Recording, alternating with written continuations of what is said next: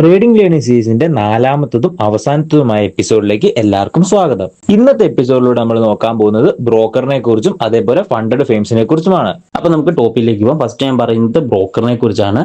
അപ്പം ബ്രോക്കർ എന്ന് വെച്ച് കഴിഞ്ഞാൽ നിങ്ങൾക്ക് ഓൾമോസ്റ്റ് എല്ലാവർക്കും അറിയായിരിക്കും എന്താണ് ബ്രോക്കർ എന്നുള്ള ഒരു ഇടനിലക്കാരൻ. ഓക്കെ, ഇപ്പം നമുക്ക് നമ്മുടെ എമൗണ്ട് സൂക്ഷിക്കണം, എമൗണ്ട് നമുക്ക് ഡെപ്പോസിറ്റ് ചെയ്യണം, വിഡ്രോ ചെയ്യണം. അപ്പം അതിനായിട്ടൊക്കെ യൂസ് ചെയ്യുന്ന ഒരു പ്ലാറ്റ്ഫോമാണ്, അല്ലെങ്കിൽ ഒരു ഇടനിലക്കാരനാണ് ബ്രോക്കർ എന്ന് പറയുന്നത്. അപ്പൊ ഈ ബ്രോക്കർ നമ്മൾ എം ഡി ഫൈവ് ഞാൻ ഓൾറെഡി പറഞ്ഞിട്ടുണ്ടായിരുന്നു എന്താ സംഭവം. നമ്മൾ ട്രേഡ് ചെയ്യാൻ യൂസ് ചെയ്യുന്ന പ്ലാറ്റ്ഫോം MD5 ട്രേഡിംഗ് വ്യൂവിന്റെ ആ ഒരു വീഡിയോ ഞാൻ പറഞ്ഞിട്ടുണ്ട്. അപ്പം ആ ഒരു MD5 ആയിട്ട് നമ്മൾ ഈ ബ്രോക്കർ കണക്ട് ചെയ്താണ് ട്രേഡ് ചെയ്യുന്നത്. അപ്പം അത് ട്രേഡ് ചെയ്യാൻ യൂസ് ചെയ്യുന്നു.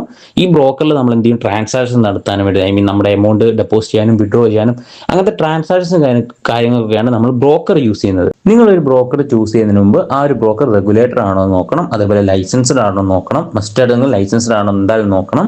അതേപോലെ തന്നെ ആ ഒരു ബ്രോക്കറിന്റെ റേറ്റിംഗ് ഒക്കെ എത്രയുണ്ട്, പിന്നെ യൂസേഴ്സ് റിവ്യൂസ് ഒക്കെ അത് കൊടുത്തിട്ടുണ്ട്, സോ അതൊക്കെ നോക്കുക. അതേപോലെ കംപ്ലൈൻസ് കാര്യങ്ങൾ കൊടുത്തിട്ടുണ്ട്, സോ അതൊക്കെ എന്താണ് ജസ്റ്റ് എന്തായാലും നോക്കുക നിങ്ങൾ. പിന്നെ അതേപോലെ തന്നെ ആ ഒരു കമ്പനീന്റെ ബാക്ക്ഗ്രൗണ്ട്, ആ ഒരു കമ്പനി എന്നാണ് തുടങ്ങിയത്, അല്ലെ അതിന്റെ ഹെഡ് ക്വാർട്ടേഴ്സ് എവിടെയാണ്, അങ്ങനത്തെ ഡീറ്റെയിൽസ് ഒക്കെ നിങ്ങൾ എന്തായാലും ചെക്ക് ചെയ്തതിനു ശേഷം മാത്രമേ ഒരു ബ്രോക്കറിനെ ചൂസ് ചെയ്യുക. ഇതൊന്നും കൂടാതെ തന്നെ എൻ്റെ ഒരു ചെറിയ ടിപ്പ് കൂടെ ഞാൻ പറഞ്ഞുതരാം. സപ്പോസ് നിങ്ങൾ ഒരു ബ്രോക്കറിനെ തിരഞ്ഞെടുത്ത് പുതിയൊരു ബ്രോക്കറിനെ ചൂസ് ചെയ്തെങ്കിൽ നിങ്ങൾ ആദ്യം എന്ത് ചെയ്യുക, ചെറിയൊരു എമൗണ്ട് ഡെപ്പോസിറ്റ് ചെയ്യുക. നിങ്ങളുടെ എത്ര ക്യാപിറ്റൽ ഉണ്ടാവും മൊത്തം ഡെപ്പോസിറ്റ് ചെയ്യാണ്ട് അതിന്റെ ചെറിയൊരു എമൗണ്ട് ഡെപ്പോസിറ്റ് ചെയ്ത ശേഷം അത് ചെറുതായിട്ടും ട്രേഡ് ചെയ്തിട്ട് അത് വിഡ്രോ ചെയ്യാൻ പറ്റുന്നുണ്ടോന്നോ, അല്ലെങ്കിൽ നിങ്ങൾക്ക് സപ്പോർട്ടായിട്ട് അവർക്ക് ഇമെയിലൊക്കെ അയച്ചു കഴിഞ്ഞാൽ നിങ്ങൾക്ക് അതിന് റിപ്ലൈ തരുന്നുണ്ടോ, അങ്ങനത്തെ കുറച്ച് കാര്യങ്ങൾ കൂടെ നോക്കിയതിന് ശേഷം മാത്രം നിങ്ങളുടെ ക്യാപിറ്റൽ എത്രയാണ്, നിങ്ങൾ എത്ര വെച്ചാണ് ട്രേഡ് ചെയ്യാൻ ഉദ്ദേശിക്കുന്നത്. സോ ആ ഒരു ബ്രോക്കർ ആ കാര്യങ്ങളൊക്കെ ഓക്കെ ആയതിനു ശേഷം മാത്രം എന്ത് ചെയ്യുക, ഈ നിങ്ങളുടെ ഒറിജിനൽ ക്യാപിറ്റലിട്ട് ട്രേഡ് ചെയ്യാൻ ശ്രമിക്കുക. അതുപോലെ തന്നെ ഞാൻ പേഴ്സണലായിട്ട് യൂസ് ചെയ്യുന്ന ബ്രോക്കർ ഏതാണെന്ന് നിങ്ങൾക്ക് അറിയണമെങ്കിൽ ലിങ്ക് ഞാൻ എൻ്റെ ബയോയിൽ കൊടുത്തിട്ടുണ്ട്, പിന്നെ ഈ ഒരു വീഡിയോയുടെ ഡിസ്ക്രിപ്ഷനിൽ ഞാൻ കൊടുത്തേക്കാം. സോ നിങ്ങൾ ആ ഒരു ലിങ്ക് യൂസ് ചെയ്താണ് ബ്രോക്കറിൽ ലോഗിൻ ചെയ്തെങ്കിൽ ജസ്റ്റ് എനിക്കൊരു DM ചെയ്താൽ മതി. ആ ബ്രോക്കറിന്റെ മലയാളി സ്റ്റാഫിന്റെ നമ്പർ എൻ്റെ അടുത്തുണ്ട്, സോ ഞങ്ങൾക്ക് അത് പ്രൊവൈഡ് ചെയ്യുന്നതായിരിക്കും. നിങ്ങൾക്ക് എന്തെങ്കിലും ഡൗട്ട്സ് ഉണ്ടെങ്കിൽ എപ്പോൾ വേണേൽ അവരോട് ചോദിക്കുക, അവരത് ക്ലിയർ ആക്കി തരുന്നതായിരിക്കും. ഇല്ലെങ്കിൽ നിങ്ങൾക്ക് എന്നോട് തന്നെ ചോദിച്ചാൽ മതി, ഞാനത് ക്ലിയർ ആക്കി നിങ്ങൾക്ക് തരുന്നതായിരിക്കും. അപ്പോൾ നമ്മൾ ബ്രോക്കറിന്റെ കാര്യം ഇവിടെ പറഞ്ഞു കഴിഞ്ഞു. സോ നമുക്കിനി ഫണ്ടഡ് ഫേംസിനെ കുറിച്ച് പറയാം. നിങ്ങൾക്ക് സ്കില്ലുണ്ട് പക്ഷേ ക്യാപിറ്റൽ ഇല്ലാത്തതുകൊണ്ടാണ് ട്രേഡ് ചെയ്യാണ്ട് നിൽക്കുന്നതെങ്കിൽ നിങ്ങൾക്ക് പറ്റിയ ഏറ്റവും നല്ലൊരു മാർഗ്ഗമാണ് ഫണ്ടഡ് ഫേംസ്. ഇപ്പോൾ ഒരു എക്സാമ്പിളിന് പറയുകയാണെങ്കിൽ ഒരു 3000 രൂപയ്ക്ക് നിങ്ങൾക്ക് ഒരു $5,000 അക്കൗണ്ട് കിട്ടും. അതായത് 3000 രൂപയ്ക്ക് 4 ലക്ഷം ഇന്ത്യൻ രൂപയുടെ അക്കൗണ്ട് നിങ്ങൾക്ക് കിട്ടും.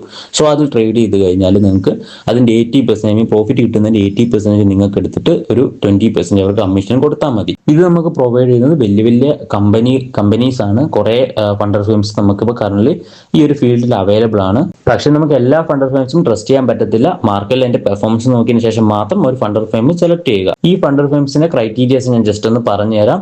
ഫണ്ടഡ് ഫേംസിൽ 4 ടൈപ്പ് അക്കൗണ്ട്സ് ഉണ്ടാകുക: instant account, 1 step account, 2 step account, 3 step account. So ഈ ഇൻസ്റ്റന്റിലോട്ട് വരുമ്പോൾ നമുക്ക് വേറെ ചലഞ്ചും കാര്യങ്ങളൊന്നും ഉണ്ടാവില്ല. ഡയറക്റ്റ് ആയിട്ട് നമുക്ക് കിട്ടുന്ന അക്കൗണ്ടിൽ ട്രേഡ് ചെയ്ത് പേ ഔട്ട് കാര്യങ്ങളൊക്കെ എടുക്കാവുന്നതാണ്.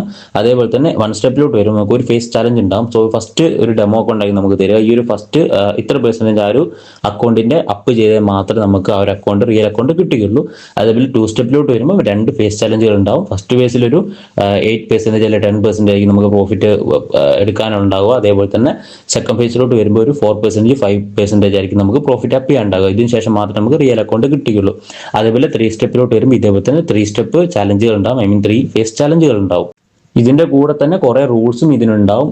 ഒരു ദിവസം ഇത്ര ലോസേ വരുത്താൻ പാടുള്ളൂ, മാക്സിമം ഇത്ര ലോസേ വരുത്താൻ പാടുള്ളൂ, ചില ഫേംസ് ന്യൂസ് ടൈമിൽ ട്രേഡ് ചെയ്യാൻ പാടില്ല, കോപ്പി ട്രേഡ് പാടില്ല, അങ്ങനത്തെ കുറെ റൂൾസും കാര്യങ്ങളൊക്കെ ഉണ്ടാവും. സോ അതൊക്കെ കൃത്യമായിട്ട് വായിച്ചതിന് ശേഷം മാത്രം ഓരോ അക്കൗണ്ട്സും യൂസ് ചെയ്യുക. അപ്പോൾ നിങ്ങൾക്ക് എന്താണ് ബ്രോക്കർ എന്നും ഒരു ബ്രോക്കറിനെ എങ്ങനെ ചൂസ് ചെയ്യണമെന്നും അതേപോലെ തന്നെ എന്താണ് ഫണ്ടഡ് ഫേംസ്, ഒരു ഫണ്ടഡ് ഫേം സെലക്ട് ചെയ്യുമ്പോൾ എന്ത് കാര്യങ്ങൾ നോക്കണം എന്നൊക്കെ നിങ്ങൾക്ക് ഡീറ്റെയിൽ ആയിട്ട് മനസ്സിലായെന്ന് വിചാരിക്കുന്നു.